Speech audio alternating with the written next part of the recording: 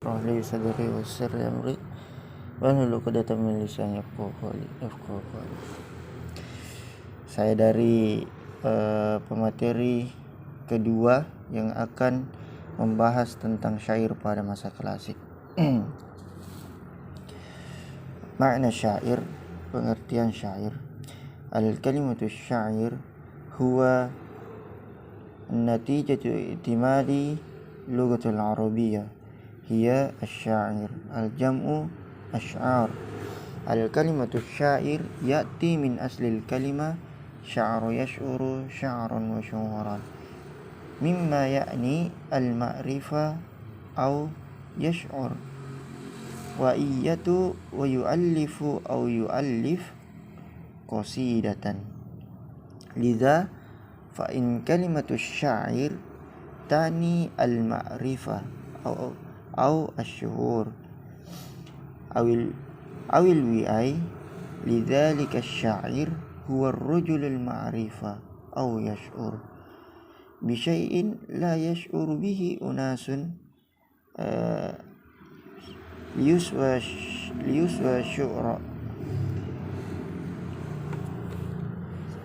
Innal mazaya allati yamtalikuha asy-syair hiya allati tashji'uhu ala an yakuna qadiran ala ta'bir ani syai' ma bil masyair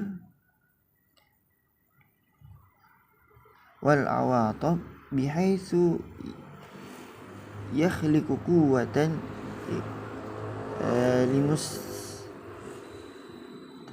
limustamiyatu min khilal samiyahum wa laysa basrahum.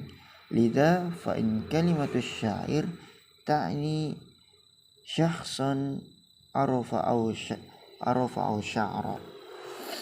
Jadi pengertian syair tinjauan etimologis.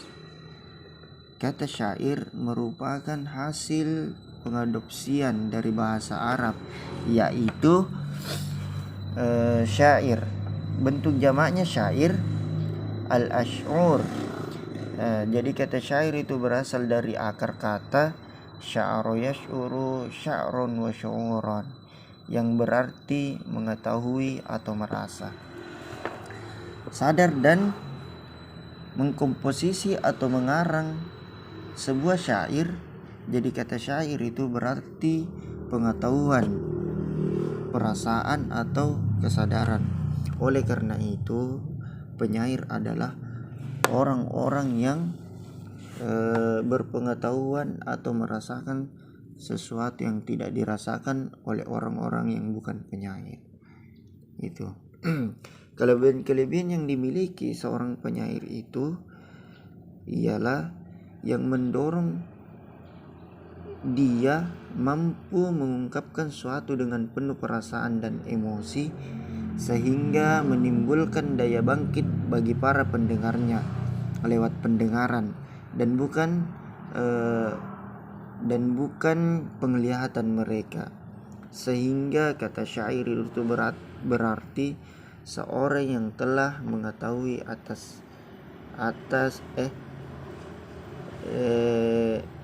sehingga kata syair berarti seorang yang telah mengetahui atau merasakan.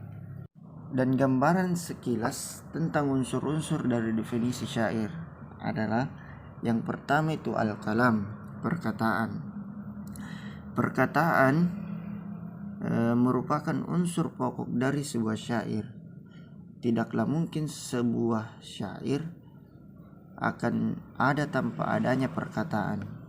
Itu tidaklah mungkin sebuah syair akan ada tanpa adanya perkataan. Yang kedua itu wazn, yang berarti berpola.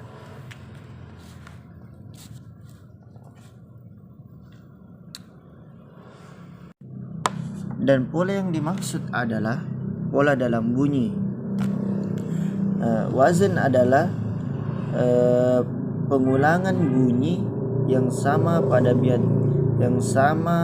bait-bait syair Oleh karenanya, syair tersusun dari bagian yang serupa satu sama lain mengenai panjang pendeknya dan hidup matinya suatu kata. Yang ketiga, qofiyah. Qofiyah yaitu kata akhir pada setiap bait. Kata akhir pada setiap bait syair, sebuah kasidah. Dan keempat, adanya niat atau sengaja membuat syair. Artinya, syair baru saja disebut syair apabila disusun dengan sengaja, itu tidak secara kebetulan. Sehingga manakala ada suatu rangkaian kata yang membentuk sebuah syair namun tanpa sengaja, maka tidak disebut syair.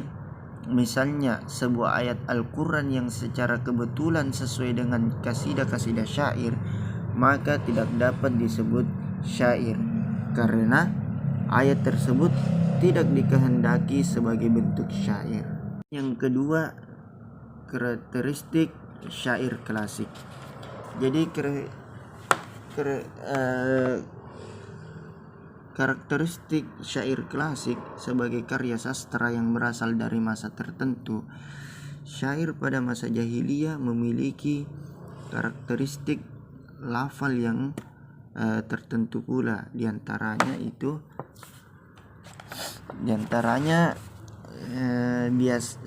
biasanya menggunakan lafaz yang fasih, dan yang kedua menggunakan lafaz yang bermajas, dan yang ketiga tidak suka atau jarang menggunakan kata-kata ajam, kata lain kata-kata non Arab begitu.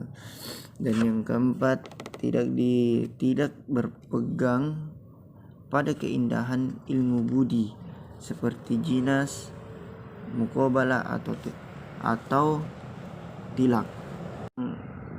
Dan yang pembahasan ketiga, sumber-sumber inspirasi syair klasik. Banyak sumber inspirasi klasik, diantaranya adalah peperangan kondisi alam jiwa, keagamaan, politik,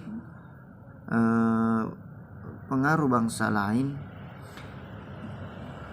peradaban, kebudayaan, bencana alam. Jadi sumber-sumber inspirasi syair klasik ada beberapa banyak sumber inspirasi syair klasik, diantaranya peperangan, kondisi alam, jiwa keagamaan, politik, pengaruh bangsa lainnya, peradaban, kebudayaan, dan bencana alam.